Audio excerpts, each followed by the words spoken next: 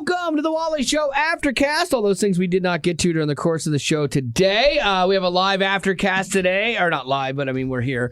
We're not doing a Facebook Live. We're here, though. Yeah, but we're actually back, and I apologize. The fact we haven't had these has been on me. We had vacation, and then I had to do some traveling for work and for personal, and my year is going to end now way less stressed. Way less stressed. You got through the storm. Yeah, because I had to go to Dallas for the For King and Country show. And you think, well, why would you be stressed about that? What's the big deal about that? You get to go to a concert. What's the big deal? Work. I have to go, and I have to do something from stage, you know, and I never want to be the guy that walks up there and just gives a laundry list of the things you can listen to at our station, you know, and stuff. Like, because I always want to do something that's memorable, you know, and so I stress out about it and a lot. And like this time I didn't come up with what I wanted to do till about 15 minutes before the thing. And so I was nervous, and I needed to find somebody random out of the audience to bring up on stage with me. And so that's what I did. Like, if you've seen the post, like on our Instagram, on our stories or whatever, you might have tried to wonder what that was. But basically, yes. It looked like to me you were listening to a stranger, a man's gut. Yeah, stomach, yeah. Yeah. Okay, that's weird. Not totally what was happening, but close. So I found this guy in the crowd who was from Canada. Now next to the Clausens, he might be my next favorite Canadian. And Brad was his name. I'll never forget it as long as I live. Brad, he was like, oh, I love the show. I said, Brad, I need your help, and I need you now. And I'm like, just don't ask questions. Just follow me. And so in front of 11,000 people, I bring Brad up on stage with us. And I'm like, hey, everybody, you're here for King and Country Drummer Boy Christmas, right? Yeah, this is so great, blah, blah, blah. I'm like, all right, now Brad's going to help us out here. And so, Brad, I need you to raise your hands. So Brad puts his hands up over his head. So he's just got his dad bod just standing there for everybody to see. Brad the dad. Yeah, Brad the dad. And it's so funny because he had his daughter with him. And I'm like, hey, you're going to want to come up close and film this with your thing. She's like, no, I'm good. He's like, I embarrass her a lot. And I'm like, well, that's going to hold true today, too. So I bring him up, and then I go, hey, you guys know how the little drummer boy goes, right? It's come, we play for you, rumpa pum pum. And I said, so that's your part. This is Brad's part. And so what's really funny too is because earlier we were told you have 2 minutes on stage. That's it. That's all you have. And so hit your station business. And then we're really good friends with For King and Country, like, and Josh Smallbone is like the guy who runs their stuff. And it was so great because I saw him beforehand, and he sees me bring this guy up that he has no idea who this is. And he just looks at me and goes, take as much time as you want. And I'm like, yes, I love it. Yeah, and so we go up there, and so when we get to the part, and Betty Rock was talking about how it looks like I'm listening to his stomach, I lean over, I've got my face right by the gut, and so I go, okay, you guys sing, we come from you, and on the Barumpa Pum Pum part, I played his tummy like a drum. What'd you do with your microphone? When I held it under my arm. Oh, you know, these are the questions, Rock. Yeah. That was the thing that I usually think everything through, and I hadn't fully thought that through, and so that's why it looks like I have CeeLo arm on one of them in the photo. I've got my microphone under the arm, and I'm playing him and that forced me to be even closer to his stomach. Oh, that's unfortunate. Yeah, like I couldn't be back at arm's length, so that made that's why it looks like I'm listening to his stomach, because you cued in on it. You've done this a long time. You know that you know the mechanics, and so my face is right by his gut playing his stomach. Disgusting. And so, and you also know me in that, like, okay, that's fine, that's great, because the other person that went up in front of me was like, hello, listeners, we love you, thanks for listening to our show. And so then like, you also know me that I don't know when to stop. I'm like, especially when people are giving you reactions. Yes, and so the crowd is negative. reacting. It could be positive or negative. Doesn't matter. Crowd's reacting. Crowd's into it. They're laughing. It's funny. And so where do you go from there? Where do I always default to? Male stomach nudity. Like, because it's funny. It's a Chris Farley rule, you know? And I do that around here all the time. Unfortunately. And I know, right? And so I'm like, all right, Brad, lift your shirt. And he's like, what? I'm like, lift your shirt. Come on. And you hear the crowd will go, no.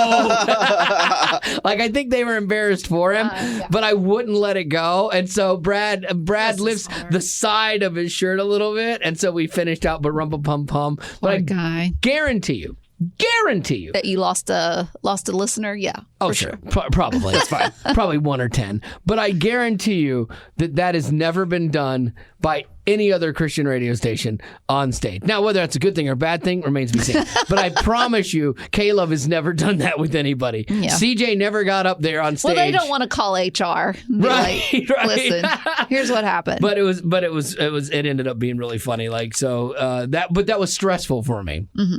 And so then I flew back that day, like that night, and then I came here. We worked Tuesday, and then I got right back on a plane with my wife, and we flew to meet my daughter and her brother and his family in Washington, D.C. at Arlington to do my father-in-law's service. They've been planning this for a year and a half.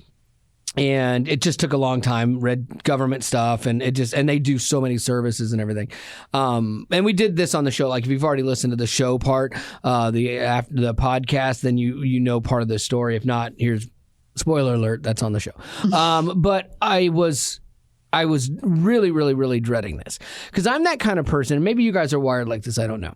Once I've dealt with something and it's over, it's done. Like, I don't want to go back to it. Yeah. Like, there are things that still will remind me of my dad, and it'll choke me up, obviously. Mm-hmm. But, like, I can't imagine, like, I did his service, and I can't imagine going back and doing a service again with him. Like, Marty and her brother were like, well, we'd like to do something for our dad with his friends in Florida, sometime. Like, why are we going back to this again? Mm-hmm. Like, too much for me. Like, I don't want to live like that. Mm-hmm. I like to, here's my moment and I move on, And so in my head, I had figured, okay, my wife's already processed this, dealt with it. Why bring it all back up? Yeah, I totally get that. Yeah. And so that's what I was concerned for her, not because I didn't want to do it, but for her, I was concerned. But it ended up being one of the things to see the reverence for this man's service that everybody associated with this had, and the pomp and circumstance with it and the precision. It was really cool. Like, and I'm not a military kid. And so it was so funny because Chester is my wife's brother, and he had a really great relationship with his dad and loved him. And it's funny because at one point in time he goes, oh, I wish my dad was here to see this. He would have loved this because his dad loved the military, and so. And he was so high, he was super high ranked. I didn't know that. I didn't know his award. Did Marty and Chester know that? Chester did, Marty didn't. Mm. Like, I guess he had talked with Chester a little bit more because Chester was older about some of his stuff, but there was stuff he wouldn't even tell him. He was like, well, why were we in Germany and why were we here? And he's like, I can't tell you, like, because he didn't know? Or? No, he wasn't allowed to. Oh. He had stuff that he worked with nuclear stuff and everything too, and communications. Yeah, that was and my stuff. dad too. Was it really? Yeah, like same thing. And he still, like, there's things he won't tell you, I'm sure. Yeah, like there was an entire 2-year span of us living in Louisiana where it's just like top secret. Like, you just don't get to know. Yeah. It's kind of cool in some ways because you're like, ooh, that's kind of. I might start that with my daughter too. And if she asks me a question, I'm just like, I can't tell you. Ooh. I'd love to tell you, but I can't. How's Gavin doing? She'll be like, my dad is so dramatic. Yeah. Not he's in the military. He's just dramatic. But yeah, so I mean, it was one of those things that I was pleasantly surprised by it, and I was really, really, really happy at the end of the day that we did it. I posted I did a post on our Instagram if you want to see any of the pictures and stuff. But my wife had tasked me with photographing and videoing it. Okay. Mm-hmm. She wanted to remember because she knew she was going to be in the moment and wasn't going to be remembered. Mm-hmm. So here I am with everybody being respectful and saluting and things like that. And I've got an iPhone and I'm documenting it all.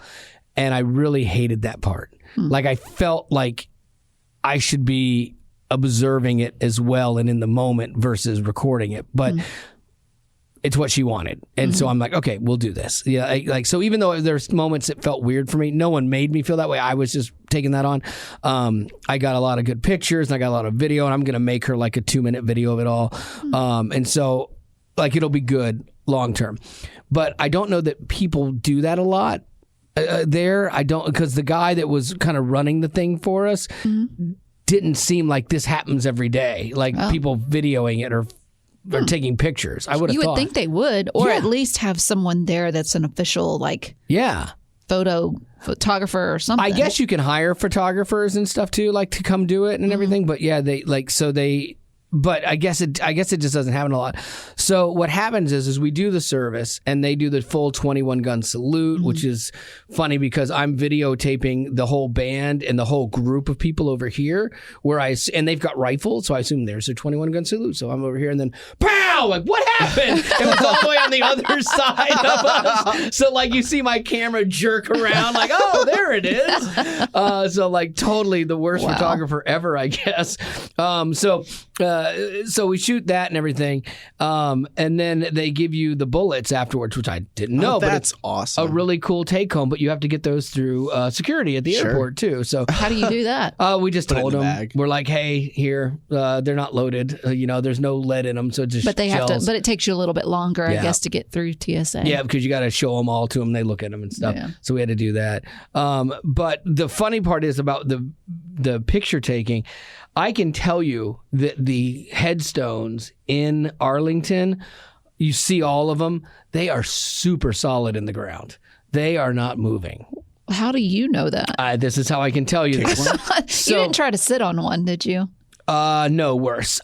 So we're there and they have a green thing laid out like AstroTurf at the actual site where they're going to be buried because they're still ordering their stones. Like you don't get the stones that day. It has to be all engraved and everything. And so they take you to where they're going to inter them. And so it was this really cool thing. There's a tree there. My wife was so happy. And my wife reaches down to put her hand on the box of ashes that is her dad and her mom. And I'm like, this is a great photo. You got up on the... So I go running over to get to where I can see her face to see her. And I catch one of these headstones crotch level. Yes. Yeah. Ow. So somewhere there is some poor serviceman's headstone that hits me right smack dab in the crotch and like marks my pants up and I almost fall over the thing. Oh my gosh. And now that's when I wish a photographer was there. That would have been hilarious. Exactly. That would have ruined a very emotional moment for your wife. Exactly. She didn't notice, did she? Oh, yeah. Everyone noticed. It's a good photo, though. You still got a good... Oh, the photo's great. Yeah. But then as I'm like, whoa! And like falling, and then the guy who's our like liaison there is looking horrified. And I'm just like, I am so sorry. I am so sorry. Maybe this is the reason why they don't have people with iPhones. Maybe documenting the whole thing. Yeah, like I got all excited. I'm like, I'm going to get this shot. And but that headstone, I got to tell you, it didn't move. It didn't flinch. It didn't budge. I'm the one that took the hit. Oh but so good time. So embarrassing. Good time for us. Yeah.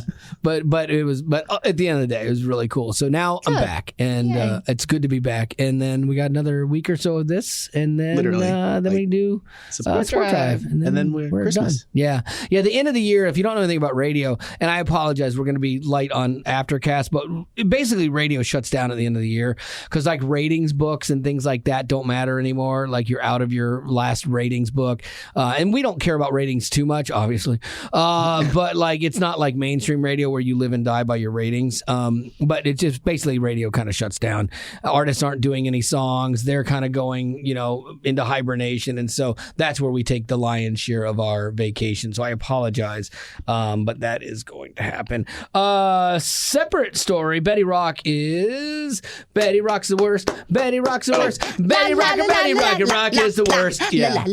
I just looked at the sticker that is here. So Wally came in with a brand new shirt and American Eagle too, and I didn't look at all out of Really? place. Oh yeah, I shopped there. All my skinny jeans are American Eagle. I didn't look at all out of place to the 18-year-old kid helping me. Okay, sure. Anyways, I noticed right when I got in this morning that he had forgotten to take a little sticker off the front pocket of the shirt that says L on it for large. Thank goodness it said L and not XL. So I'm looking at this as a win. Yeah, you're looking pretty L. Yeah, thank you.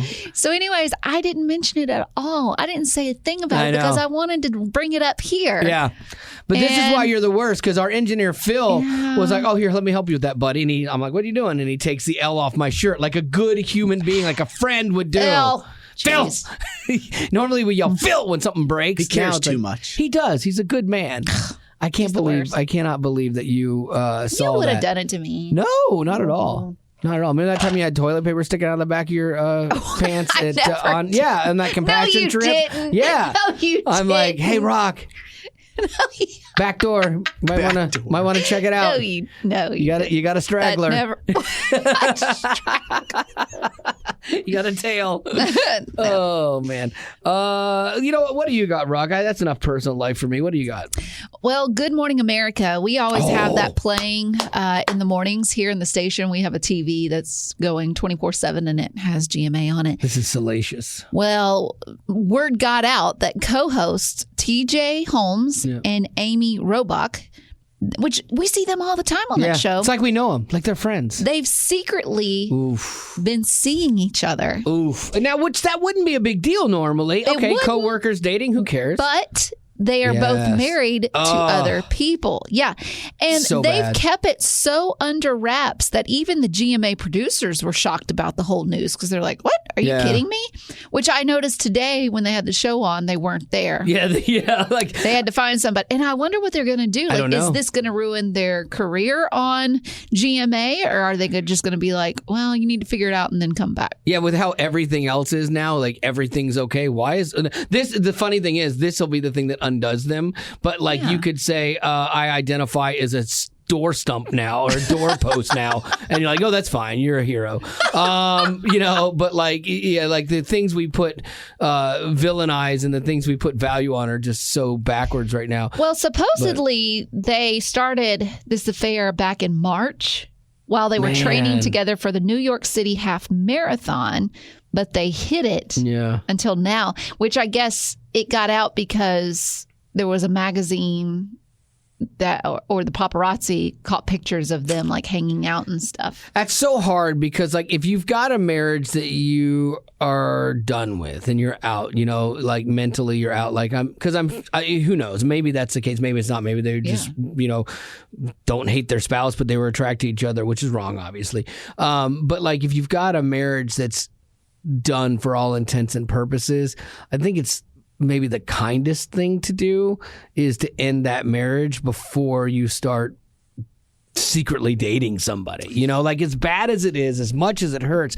I think it's worse. I think the affair part is worse because then it also creates a bad mistrust of somebody. If you're in a marriage and somebody says, I don't love you anymore, that hurts. Mm-hmm. That's not good. Mm. But you can deal with that. All right, we fell out of love. Mm-hmm. But if you're in a marriage where someone cheats on you, you then carry that into your next relationship and the next relationship. Mm-hmm. And you always then wonder, is this person being faithful to me? Because trust is vital. Well, and to me, too, that if you were in a relationship and y'all got together because of an affair, I would always think, is he cheating on me? Right. If he couldn't stay with the first girl, what makes me think he'll stay with me? But that happens all the time, though. People think, this was meant to be. And we're really in love. And it's if that guy's going to cheat on his wife for you, he eventually will cheat on you. Because he said the same things to her when they were, first dating. The butterflies that you feel in the beginning, they're not the same as you get older, but that's when love becomes the choice, and it's something you have to work at. It's not something that's just based on feelings. Yeah, and so this story actually kind of made me sad because I actually like both of them on the show. Yeah, I do too. I think she's a good journalist, and I think he's a slight bit cheesy, but he's likable. Does it with a smile, and it's fun. But your question, Rock, is what will they do? Will they just kind of set it aside for a little bit and take some time? And because I think Lara got divorced, and then they kind of backlined her for a while she was going through that. And then they brought her back out, and this is way more salacious. So I'm curious because it's not really a fireable offense because it's not like they have a morals clause. Yeah. I have a morals clause in my contract. I think what will happen is they'll just take a few days for it to all cool down. Yeah. And then they'll be back there. What'll be interesting though is will this though be the end of their relationship, or do they was it real, and does it withstand this test, and they make it through, or now that it's no longer forbidden? Because I had a guy I worked with, and I remember telling him he was breaking up a family, and it infuriated me.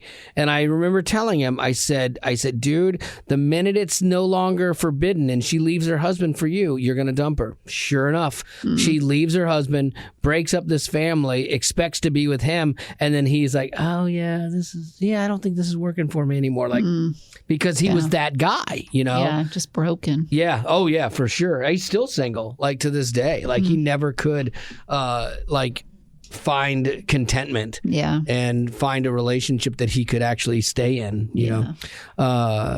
But he is single, Rock. I'd give you his number. I will take a hard pass. I would not do that to you.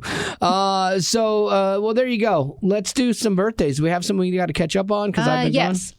Let's see. We've got Jessica who wants to wish her son Logan a happy birthday, saying he's an American Great Lakes surfer, drummer, and musician, snow skiing, kendama playing guy. I'm not sure what that is. Happy 19th birthday from Mom and Dad. We love you. And man, does he love the Wally show. That's love awesome. In all caps. I think you can. I think you can actually. The Great Lakes gets waves on it sometimes, and people can surf it. Like Michigan gets pretty, but it's freezing at the time. The Kendama play. I'm curious what that is. If that's there's this How one do you spell it? New weird Kendama. Kendama. There's this weird instrument that's out now. I saw a thing on TikTok on it, and it's got all these strings, and you kind of hit things with it. But it's an instrument. Okay, it looks like those things where you have the ball and it's attached to a string. It's like a game. And you try and pull it back up. Thing? Oh. It looks like it's got like a spike out of the top, and the ball has to land on into that spike. Can you see that? Oh, yeah. Huh. Yeah. Right. I feel like there's like a really, cup or ball in a cup trick. His parents are like really excited about this now until he comes home and goes, hey, guess what I majored in college? Professional. Kendama. I'm going pro. I'm turning pro, Mom and Dad. That's worse than a media and cinema studies degree. I was shocked when I found out that there are pro teams for tag. And they are grown. Oh, yeah. They're sprinting like crazy. It's ridiculous. They tried to do a TV show with it, too. There's a tag TV show, and it's ridiculous. And then, but now you got pro pickleball, Yep. Yeah, and you're going to be right there with it. I know. I'm waiting until I can play in the senior league, 55 and up. I got another year, and then I'll turn pro next year. Okay. Yeah. You do you. I know. Jeff, he celebrated his birthday on the 29th. Happy birthday. He said, I've been a potty since almost the beginning. I used to listen to Total Access on the radio. I like racing radio control cars. Oh, that's fun. I always wanted to do that as a kid. And again, my friend Charles had all the toys. He had radio control cars. He even has a fancy name. Yep. I know. But like he had motorcycles and stuff like that. He had the Atari. He had this first programmable radio controlled truck. Like his dad was an engineer and they made money. He had a boat. They lived on a lake and everything like that. And I would go over to his house and I'd be like, all right, man, what are we going to do? Let's play, you got all this great stuff. He's like, let's just watch MTV. What is wrong with you? Don't tell me that. I know. It's like, come on, man. Let's go do some of the fun stuff here. And then his idea of fun stuff was getting in trouble. So that's what we did. Good old days. Yeah. And finally, Jeff wants to wish Anna from Dad and Mom. Oh, I guess Anna, a happy birthday from Mom and Dad. There you go. She's very smart, loves singing, and plays softball. Happy birthday, Anna. Question is, what is your favorite cookies to make for Christmas, and what is a cookie you hope someone else brings? My friends Molly and Greg, they make these cookies. They're kind of like the Publix cookies, where the cookie itself doesn't have this giant flavor to it, but it's got that really good icing, that sugar icing. Yeah. And they make them every year, and they give them out to people that they love. And so this year, they actually are giving my wife the recipe because I think they're moving. And so they're giving her the recipe, which was, I love those cookies, and they make us a big thing. We keep them in the fridge so they're cold. That's my favorite. That one. And then lace cookies are really hard to make, but my grandmother used to always make them. So I would always hope that she would bring those because they're so good. I've never heard lace of those. Cookies. Yeah. Honestly, I like sugar cookies. And chocolate chip, though, right? I love chocolate chip, but I love sugar cookies during the holiday season. And I also love peanut butter cookies, but when they put one of those little Reese cups in the middle. You like the Reese cup, not the Hershey Kiss? a It's Reese peanut cup. butter. Okay. Yeah, it's peanut butter. It's peanut butter cookies. It's a lot with of the peanut butter. So good. Oh, So fattening. You'd only It's get so through good. a couple before Yeah. you're like So good. timed out. we do the ones with the chocolate kiss on the top with the, of the peanut butter cookie, and those are really good. Those are part Try of it with our... a Reese, and your life will change. Okay, I could go for a life change. Need one right now, Gavin. I'd say that good Snickerdoodle is one of my favorite cookies. And then recently, in the last couple of years, my pastor's kid is like an excellent baker, and she makes these things called molasses cookies. I don't totally know what molasses is. It's syrup. Is it? Okay. They are delicious, and she adds just the right amount of salt to them. Yes. Which I sugar. Never knew salt was that important to it Salt until I goes in tasted so it. many baking things and sweet things, and if you don't have, and sometimes it's just a teaspoon of salt, but if you don't have it, the whole thing tastes off. It balances it out in a way that you just don't think is that important, but it is. That's good. Well, there you go. That's our cookie choices. And we appreciate you being a potty. So thank you. And we'll do this again tomorrow. And that's Friday already. Woo! My week flew by, man. This is great.